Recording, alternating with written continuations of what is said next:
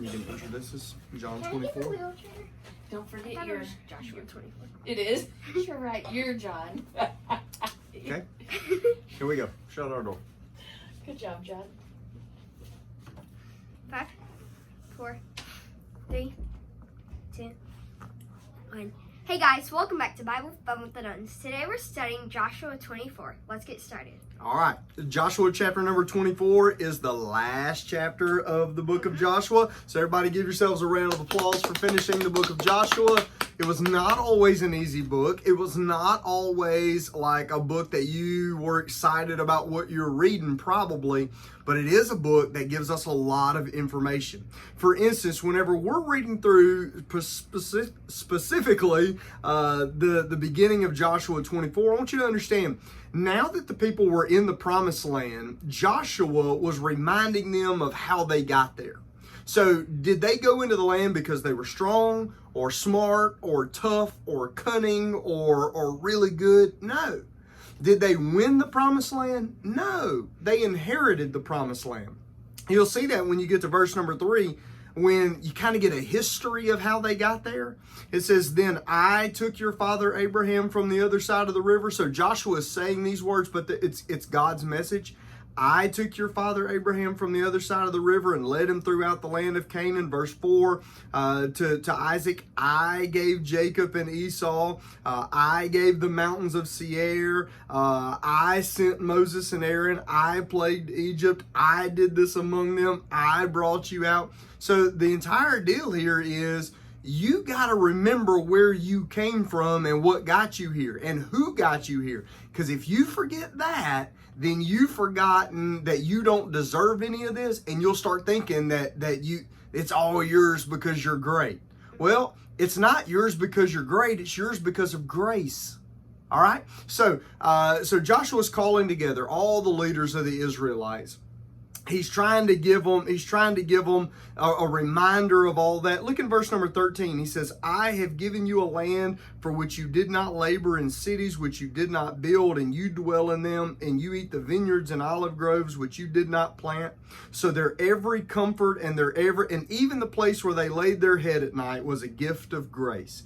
It reminds us of a New Testament principle that we have been saved by grace through faith. This is not of ourselves. It is the work of God, not of works, lest any man should boast, right? This is a work of grace. God gave them physical land by His grace.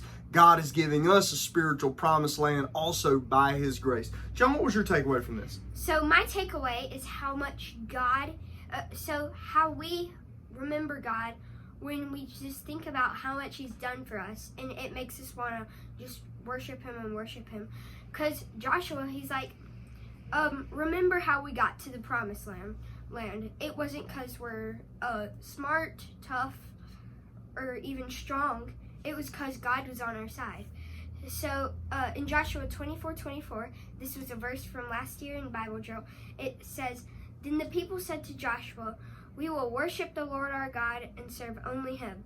And so, hold on, that was a Bible drill last year. You memorized that verse and you still remembered it? Uh-huh. Hey, look at that. Okay, keep going. I'm proud. And that just shows how much we love God when we think about how much He's done for us. I like that. You know, the verse prior to the one you memorized says, now therefore He said, put away the foreign gods which are among you and incline your heart to the Lord God of Israel. You know what that tells us? If they're having to put the foreign gods away, which are what? Idols? Idols. Okay? So if they're having to put them up, then that means they had them in the first place, right? So even though they're saying, oh yeah, we want to serve the Lord, Joshua says, I know what y'all got back at the house. You're not fooling anybody. He said, put that junk up and serve the Lord.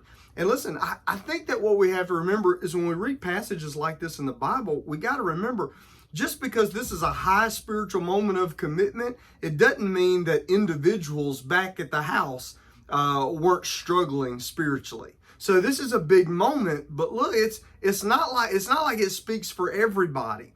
And it can be that way. Things can be going great at your church, but not at your house. Things can be going great in your family's spiritual life, but not in yours. And so there's an element to this that I like. But here's what I really like about Joshua. I like how it ends. Verse 29. I want you to look at it. I want you to underline something. Now it came to pass after these things that Joshua the son of Nun, the servant of the Lord, died. I want you to underline Joshua the son of Nun, the servant of the Lord. Do you remember on day one when we read Joshua, it talked about Moses, and it says Moses, the servant of the Lord. It didn't say Moses, the lawgiver, Moses, the leader, Moses, the guy who got us out of Egypt, Moses, the guy who got the 10 Commandments or took us across the Red Sea. It just said Moses, the servant of the Lord. Joshua was impressed by that. Joshua said, of all the things I remember about Moses, I remember this. He served the Lord. Now Joshua's dead. Somebody else is writing in this last paragraph. You know what they said about him when he died? Joshua, the servant of the Lord. I tell you what, I like how that comes full circle, and that the guy who saw the guy ahead of him say, that's what I want to be. Then at the end, he's not Joshua who conquered Jericho, Joshua who crossed the Jordan River.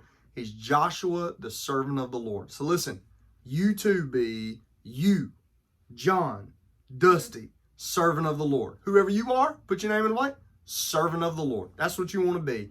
Thank you for reading Joshua. Let's get to Galatians now. All right, bye. Bye.